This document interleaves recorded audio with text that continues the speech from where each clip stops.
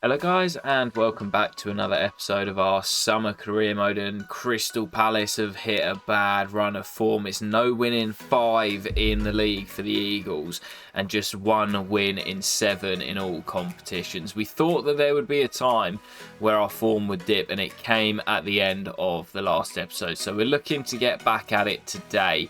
We'll close out the month of December with 3 big games in the league and also our Carabao Cup quarter-final against Tottenham. We'll then head into the January transfer window where we'll have our first game in the FA Cup this season, and I'm expecting potentially some big bids for our key players in the January transfer window. So lots to keep an eye out for. Let's jump straight into our first game. Need to get back to winning ways. It's Brighton, our rivals, down on the south coast, away from home at the Amex. Come on, you Eagles.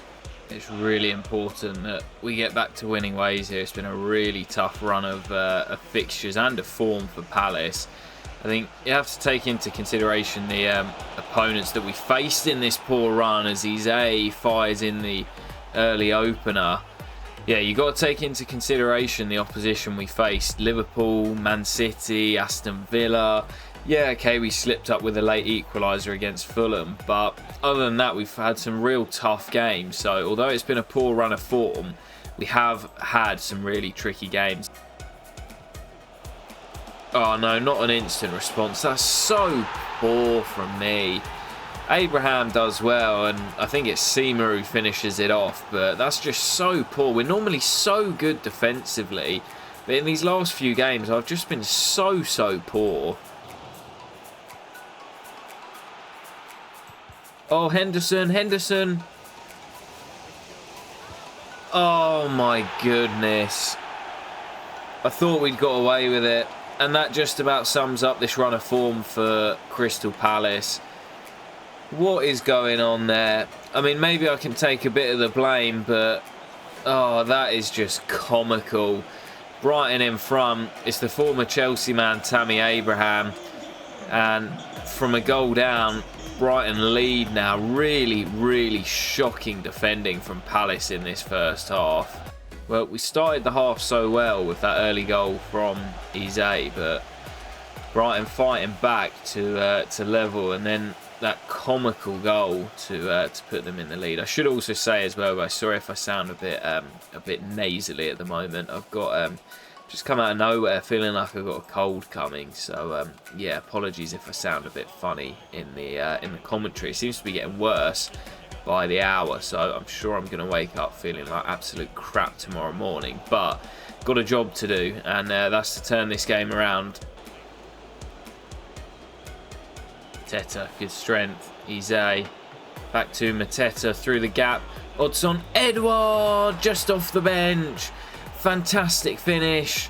Gets us back on level terms. We've been waiting for that opening, and it opened up for the Frenchman. Mateta did well, gets the assist, and Odsonne Edouard gets us back on level terms. Can we go on to find a winner? But Mateta now finds Kadioglu, the now Brighton man in real life, playing against his real team here. That's nice from Edouard. And Kadioglu swings the cross in, looking for Eze. Mateta couldn't quite get the effort in on goal. Well blocked by the defender, and I think that might do it here at the Amex, unless Brighton can win it. No, big save by Dean. Been an absolute cracker of a game this. Chances at both ends. And now Brighton trying to win it down the other end. That's nice dribbling. No. We just cannot buy a win at the moment. Through the legs of Dean Henderson. And Brighton win it late through Robertone. Just really poor defending with Guehi. And he just drills it in through Dean. And we have lost it late. I cannot believe this. We cannot buy a win at the moment. Absolute cracker of a game to kick off the episode. But we've got absolutely no chance of beating Spurs in the Carabao Cup quarter-finals here. We cannot buy a win at the moment. Really need to get one on the board. And if we do, we'll make it to the final four of the EFL Cup. Really don't expect us to get anything out of this. I can only see Spurs winning, but come on, you Eagles. Kulusevski, dangerous ball, deflected and just wide from Hayden Hackney. That could have gone anywhere. I think it was off the captain, Mark Gurhey, just before the break. Spurs looking for that breakthrough. Chance, and finished off brilliantly by Callum Wilson. And they will have their breakthrough on the stroke of half-time, and Crystal Palace trail once again. Kept alive to Whittaker, and Munoz again. And he swings that in looking for Hughes, dangerous ball, and Romero had to get something on it, hunting that equalising goal, and just starting to push and probe. Kamada will swing the corner in. It's in towards Mengi, brilliant header. And the Englishman gets his first goal for the club. Palace back on level terms. We're not dead and buried yet. Well, we've been second best here today, but none of that matters. Back on level terms. And with about 10 to play, Spurs now hunting that winning goal. Callum Wilson holds it up well, finds Maddison. Can't get across, and Maddison bends home. Too much time and space, and you can't give a player of his quality all of that room. Bends it in past Sam Johnston, and despite the equaliser, Spurs are going to go on to win it. We just cannot buy a win at the moment. Well, our Carabao Cup run comes to an end, although the final four are very strong indeed. But it's more the winless run that I am worried about. Doesn't get too much easier as we host Newcastle at Selhurst Park, still in 6th place, and it's very, very congested around the middle of the table, hunting for those European spots. Palace really, really need to get back to winning ways. Come on, you Eagles. For a fast start here against Newcastle, as we did against Brighton, and it's across the box to Mateta, and it's another early goal. Jean-Philippe Mateta back on the score sheet once again. Crystal Palace lead. Good work by Soulé down the right. But can we hold on to it this time? Thrown away so many leads in this recent poor run. Can we find a second? Can we hold on to our lead? And can we finally return to winning ways? Mitchell. Loads of space for Kadioglu on the right side. And the Turk finds Matthias Soulé, pegged back to Mateta on the spin. And they've done it again. Soulé to Mateta. Crystal Palace double their lead. And surely now we're going to go on to hold on to the victory. Great work again by Soulé down the right. Into Mateta on the spin.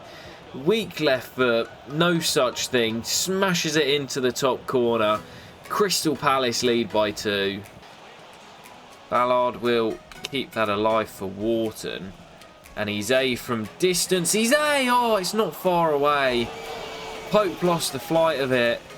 And it just drifts wide of that far post. So close from Ebere Eze. Ballard having to come across. Swung to the edge for Bruno Guimaraes. Good save by Dean Henderson. First time he's been called into action, and with the form that we're in, the last thing we want to do is give Newcastle a route back into this. That's well defended from the corner, and now Eze on the break. Eze's got the pace. What a run. Ebrechi Eze, brilliant, and what a save by Pope. And we couldn't seal it. Brilliant counter-attack from Crystal Palace, and the third surely would have been enough. But Nick Pope denies his English compatriot what would have been a fantastic third goal for the Eagles. Isaac, trouble here. Isaac, brilliant goal. And just like that, Newcastle back in it. That's why I wanted that third goal. And with how shaky we've been, you wouldn't be surprised if there's another to come. Brilliant little turn away from Dan Ballard. And Isaac fires it into that far corner. 2-1, half an hour to play. Game on again. And there is the whistle at Selhurst Park. Massive result for Crystal Palace. Returning to winning ways in the Premier League. We needed that one. And finally, we get that win on the board. Hopefully now we can go on a bit of run. We've got rock bottom Norwich City in our next game, which hopefully should be a banker. Jean-Philippe Mateta with both goals as he returns to scoring ways. And Crystal Palace back to winning ways with a big 3 points. Well, back to winning ways in the league, but still in 6th place as just 2 points separate 2nd down to 7th. It is so tight, but rock bottom Norwich up next, just 9 points on the board. And actually, before we get there, we see that we've got a youth player unsettled, Jude Wilkins. We will give him a pro deal for now and try and loan him out as we're heading to the January transfer window. We also see there's 3 players who could leave on a free transfer. They are Nathaniel Klein, Jeffrey Schlupp, and also Remo Freuler. I might give Freuler another 1-year extension. I'll see. I think Schlupp and Klein will probably both go on a free at the end of the season, now into their early 30s. But Freuler's been a really decent investment. But we'll wait and see what happens in January. For now, heading into our final game of December, away at Carrow Road against Norwich City, who knocked us out of the Carabao Cup last season when they were still in the Championship. Need to cement a winning run now and a big 3 points on the board. Come on, you Eagles. Yeah, need to make sure that we build on the win that we had in the previous game. Oh, what a ball. Freuler in behind and he's put it wide. Big opportunity for the veteran midfielder and he smashes it. Well, it's quite a few yards wide. Big chance there, but we need to make sure that we continue our winning streak here with another victory. Freuler just keeping things simple. Waiting for that opportunity, and it might come here with Mateta. Puts it wide as well. 2 big opportunities in the first half an hour. Mateta again, good hold up. Kamada, can we slip in Zaha? We can. Wilfried Zaha, there's the goal. Big chance from Mateta, just missed, but it's been all Crystal Palace pressure. And there's a reason that Norwich City are bottom of the Premier League, conceding far too many goals. Too easy to play through them, and Wilfried Zaha has the finish to give us the lead. Oh, Gerhi, great little leg that he got in there, and a chance for Matheus França to get forward, and França to the byline, dinked in to Rak-Sakyi, who should have scored. Still alive, Doucouré, and now it's Whittaker on the left peg, denied by Gunn. Rak-Sakyi with the corner, looking for Edouard. There's the second. And it's been coming, to be fair. Angus Gunn with a couple of big saves. And right at the death, Odsonne Edouard scores the dagger. That will do it. Crystal Palace back-to-back victories in the Premier League for the first time in a good couple of months. Rak-Sakyi with the ball in. Edouard with the free header. Never going to miss from there. Big win for Palace. Right then, as we've made it to the 1st of January, we've got another batch of scouting. So let's see what we've got from England. Well, Jesse Rhodes' potential has dropped, so I think I'm going to turn him away. Same as Albert Ward. See you at the bottom, Finley Hicks, looking very decent indeed. 56 to 74 overall, 70 to 94 potential, looks very decent indeed. As for Northern Ireland, just the 3 that we will continue scouting here for now. And from the US, we've got some decent looking players. I think I'm actually going to give a couple of scholarships. Victor Walker, young American goalkeeper, and also Donald Kerr looks very decent as well. So as for the Youth Academy, this is how we're currently looking. I do expect a few more of these players to start asking for pro deals, especially now that some of them are turning 17 or 18 and have been in the youth system for quite a while. Well, interesting player conversation with Sam Johnston here, asking for a move away. He's on the important squad role, so it doesn't surprise me too much, but he knows that he's going to be number 2 to Dean Henderson. But yeah, Johnson submitting a transfer request. Now that we're into January, it looks likely that he will depart with a year and a half left on his deal. He's only played 3 games this year, all of which came in the Carabao Cup, whereas Dean Henderson's been our #1 in the league and the Europa League. So I'm honestly not too surprised that Johnson's asked for a move away on that important squad role. Well, first bid's come in for Johnston, but it's from Fiorentina, so I think I'm going to turn that down. I'd prefer to keep him in England, as I don't see him moving to Italy.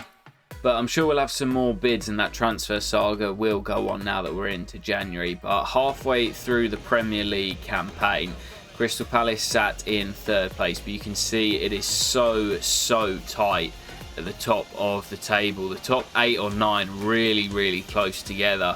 So those European places are up for grabs. We've got Manchester United next, away from home at Old Trafford. Tough game to kick off the second half of the season. Come on, you Eagles. Ballard into Lerma. Now Richards into Wharton. Given away. Dangerous. Correa finds Bruno Fernandes. Such a poor goal to concede. Trying to play our way out. Given away, and a player of Bruno Fernandes' quality is never going to miss from there. United lead just after the half an hour mark. Ballard now. Lerma couldn't find Wharton, but there's Ballard again. Richards finds Sule. Lerma back to Sule. Now Kadioglu, and a chance for Mateta. He's put it wide. That was the chance. Big moment for the Frenchman. And I think he just scuffed it. Didn't catch it right and sends it wide of the post. Correa, nice turn. Away from Ballard, who gets back at him. But it's Bruno Fernandes, surely for 2. That's game. Bruno wraps it up for United. A double for the Portuguese midfielder. And he's just shown his quality today. 2 brilliant finishes. And that's how the best teams punish you. Mateta missing a chance down one end. Bruno Fernandes seals the victory for United down the other.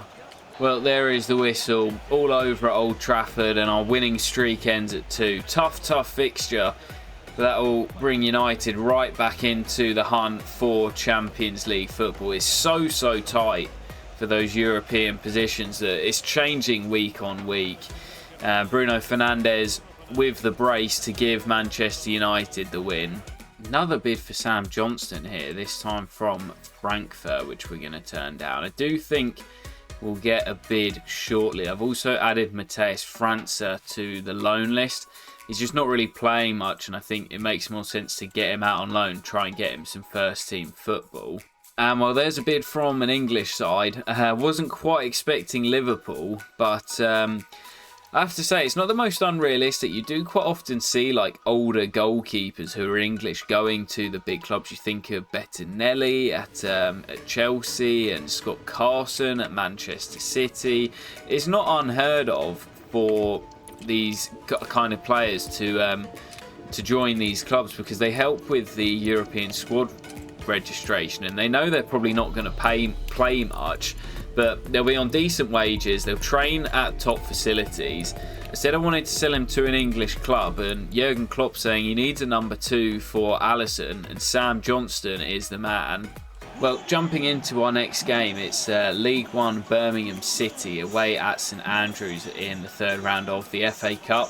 Sam Johnston left out of the matchday squad with his future looking to be elsewhere. So Dean Henderson is between the sticks in a much changed lineup for Crystal Palace. We made it to the final last year and looking to go the distance once again. Come on, you Eagles.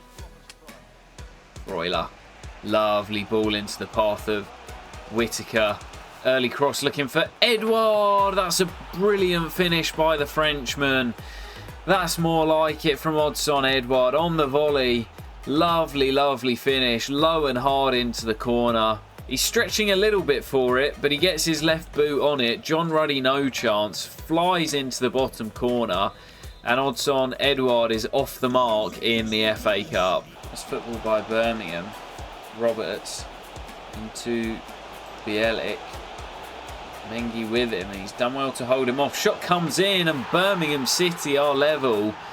Brilliant goal by Roberts. Lerma wins it back. Now there's a chance on the break. Ozo through to Edouard. Whittaker in space. Surely for 2-1. Morgan Whittaker bends it home. Brilliant counter-attack by Palace. Whittaker gets a goal to go along with his first half assist. França back to Ozo. He's had a good game. And there's Haji Wright on the left foot. Drills it home. Brilliant strike. Haji Wright back amongst the goals. It's been a little while for him. He was really, really good at the start of the season, scoring goals in the Carabao Cup and in Europe, and the goals have dried up a little bit. But off the bench for Edouard today, Haji Wright secures the victory with an absolute thunderbolt past John Ruddy. Well, there we see Sam Johnston being walked out of the door, heading off to Liverpool. Good move for the former West Brom man. And yeah, good career path joining Liverpool to be back up to Alisson. So we're going to have to bring in a number 2 as we've not actually got anyone. And although you can get away with only having one keeper, for realism, I do like to have at least 2. Will Hughes, unfortunately, down for 3 months. That is a bit of a shame because he's a decent squad player. Manchester United with a bid for França, that'll be turned down. And Raksaki developing nicely. So yeah, going to need a backup keeper. And Adam Wharton coming to us saying that he needs more games. Bro, you're one of my star players. What are you on about? Oh, wow. And as we're simming through, it's Spurs next away at the Tottenham Hotspur Stadium. And we've just had a big bid from Postecoglou for Daniel Munoz. He's lost his starting place to Kadioglu down that right-hand side, but he's a very, very solid backup. But I always say I'm not going to stand in players' ways. I'm going to turn that bid down for Dan Ballard from Sassuolo. But for Munoz, looks as if he could be staying in London, but heading to the north to join Tottenham. Going to ask for 22.5 from Postecoglou, and he wants his man. Postecoglou says, I've seen you for the last 2 years at Palace and you've been doing really well. So with just 2 years left on his deal, it looks as if we're going to have to cash in. And it will be Postecoglou's side that we take on next. Spurs leapfrogging us into 3rd place after the loss to Manchester United. It is so ridiculously tight in the Premier League once again this season. A win would see us jump above Tottenham back into the Champions League places. So a big game here. Come on, you Eagles. Sule. Kadioglu on the overlap and he's found a way through. Kadioglu into Mateta. Ize's onside. Ize! Bends us into the lead. It's been a great goal-scoring season for him. I think that's goal number 7 of the campaign, or possibly even 8. And Ize bends us into the lead. Lovely counter-attack. Mateta does well. I thought he might have been offside, but he held his run. Bends it past the Italian Vicario, and Ize fires us into the lead. Spurs doing a lot of probing in that first half. Dean having to make a couple of good stops as Bissouma lets fly. And again, Dean Henderson equal to it. Postecoglou wanting more from his men. Oh, that's a miscommunication at the back and it's not cleared and Spurs equalise. Aurelian Tchouameni. Such a poor goal to concede from Palace's point of view. Dean Henderson looks as if he's coming to get it. Doesn't hear the call. I think it's Mitchell at the front post. And it's kept alive and Tchouameni bends home. Wharton, bit of space. Looks for Mateta. Great hold up. Mateta finds Ize. Brilliant finish again. Eberechi Ize with another.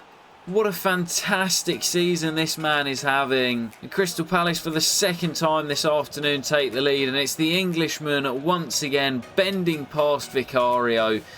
Sule whips the ball in deep looking for Pacho. And that's, I believe, his first goal for the club. Signed on transfer deadline day.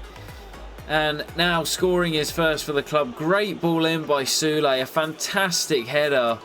And the big centre-half gets there first, wants it more. Vicario can't get there with the outstretched glove, and Palace have a 2-goal lead. Well, there is the whistle, and it's a fantastic win for Palace. Back to winning ways after the loss at Old Trafford. It's now 3 wins in 4 in the Premier League, and a good little spell for the Eagles. Tough place to visit, and that's only the 2nd time that Tottenham have lost on home soil this campaign. So a big win that will take us back into the top 4. Well, after that game, with it looking likely that it was Munoz's last appearance coming off the bench towards the end, I think I'm actually going to offer a contract to Freuler. I don't really want to lose him. We'll give him just a 1-year extension, but he's been a really solid signing. He's actually grown a rating as well, even at the age of 32. So I think an extra 1-year extension is fair enough, and he's been a fantastic signing on a free transfer after his release in the summer. We'll give him the same 30 grand a week, and Remo Freuler is staying for another year. Just looking at the contract situation as well, actually, and we've got 4 or 5 big names. Mark Guehi, Cheick Doucouré, Mateta, Lerma, all with just a year and a half left on their deals. I think what I'm going to do for realism's sake is see how we finish the season, this campaign, if we qualify for Europe or not, see if we make it into the Champions League, and then maybe make a decision on these guys in the summer, because I do think there would be big interest with these guys in the prime of their career. But what I am going to do is offer 2 new contracts out to a couple of the youngsters. David Ozo, who's developing really well again this season. He's still on quite a low wage, so I think I'm going to up that. And we'll give him, he's got 3.5 years left on his deal, so we'll give him a 1-year extension and a slight pay increase as well. And we'll also do the same for Rak-Sakyi. We'll give him a further 2 years to bring him to 4.5, and again we'll give him a nice little pay bump to 21 grand's actually fine for a player of his quality. So Rak-Sakyi, Ozo and Freuler signing new contracts in January, as we want to keep them at the club for the long term. We'll still need to sign a backup goalkeeper after the sale of Sam Johnston. Got a few names on the short list, but for someone who's just going to be a backup, they don't need to be the best goalkeeper in the world, because they're going to be behind Dean Henderson. And this man, Freddie Woodman, was actually at Crystal Palace in the youth system before he went to Newcastle, so he would count as a homegrown trained at the club player. Now, of course, for this season, we have already got, I believe it's 4 players who qualify as homegrown trained at the club. But Nathaniel Klein is most likely going to leave next season. So this will be our 4th player who's technically homegrown and trained at the club. And for a backup keeper who's not going to pay much, it makes perfect sense to bring Freddie Woodman in. So Freddie Woodman is in as our number 2. He's probably more known for coming through at Newcastle, but as I say, he was in the Palace Academy before he made the switch to Newcastle. So technically a player who counts as homegrown and trained at the club. So we've now got 5. But as I say, with Klein likely to leave in the summer, we are going to need a 4th for if we're in Europe again next season. So we've already done that with Woodman coming in as our number 2. Still waiting for this deal to go through for Daniel Munoz, and there it is. Finally, he's off. It's taken him a good couple of weeks to agree a contract, swapping south for north as he joins up with Tottenham Hotspur. It's not a bad sale in terms of financial gain, 22.5 million for him. But we will need to replace him, as we've not got a huge amount of depth in those wide areas. I said from the start, I'm not going to stand in players' way if we get big bids for our key players. Well, as we head into transfer deadline day here, you can see Jeff Schlupp. I'm not sure why he's walking out now. This is such a stupid bug with this game that they've never fixed. He is joining Southampton next season. Of course, we said we were happy to let him walk on a free. I quite like that one, joining Southampton as well. Quite a realistic one. So yeah, Jeff Schlupp departing on a free, I don't mind. And also one of the youngsters, Jude Wilkins, going out on loan. And there's our loan bid for Matheus França. Quite like that one as well. We'll just send him out for a short-term loan until the end of the season. But yeah, I quite like that one to Monza, just to try and get him a bit of development and some first-team football, because he's not really played here in the first half of the season. This might be the loan deal for Matheus França going through. So he will head out to Italy for 6 months between now and the end of the season. I don't really see him playing much. So yeah, he'll come back next year and be a decent squad player. But yeah, for the time being, I just don't really need him here. So we'll send him out for 6 months, as El Hilali's gone to our rivals, Brighton. Not the right back I'm going to be bringing in, but I am going to go and make that signing now. Of course, we said in the first season we were looking at sort of championship players who are good enough to make the step up. I've got a few names on the shortlist. I really like Thiago Santos. I think he's a really decent attacking wing back. I've got Wan-Bissaka, who could come back. Of course, he's joined West Ham in real life, so I'm not too sure I want to bring him back now. Nico Williams, again, another player who's good going forward as a sort of right wing back. But the man I'm actually going to go for is Milan Van... I think it's Van Ewijk, I think it's pronounced, or Van Ewijk. I'm not too sure. But this guy's absolutely rapid. You can see 91 acceleration, 93 sprint speed, and 85 stamina. He's good going forward. And down that right-hand side, I think he's a really solid backup to Kadioglu. We signed Haji Wright from Coventry, and he's been a fantastic signing for us. So I'm going to go back to the Sky Blues and look to take their right back, Milan, because he looks absolutely fantastic down that right-hand side. Yeah, I mean, we've got a lot of money to spend, so I don't want them to walk out the negotiation. So I'm going to go in at first with 18 million. They want Jefferson Lerma, which of course is just not going to happen. We'll go in at 18.5, and okay, 21. That's not too far. We'll meet in the middle and go 20 million. And yeah, Coventry happy for that. That's a lot of money for a side in the Championship, especially after we signed Haji Wright for, I think it was 6.5 million in the summer. So Milan is in from Coventry, and I think it's a really good bit of business. We paid quite a lot of money for a player playing in the second tier, but I think he is more than good enough to make the step up to the top flight. As I say, absolutely rapid. Maybe he could do a bit of work on his defensive stats, but as a right wing back, as backup to Kadioglu down that right side, after the departure of Daniel Munoz, I think it's a really, really good bit of business. But that will probably do us for transfer deadline day. I don't really see us making any more moves. I'd only be signing someone if we were to sell. And with just 4 hours left on the clock, it's unlikely that anyone's going to be sold in that time. So hoping to get the young goalkeeper out on loan, but with just 3 hours left, it's looking very unlikely. And so that is going to do it on transfer deadline day. I'm happy with how the squad is looking for the second half of the campaign. We obviously lost Munoz, but I quite like the signing of Van Ewijk from Coventry.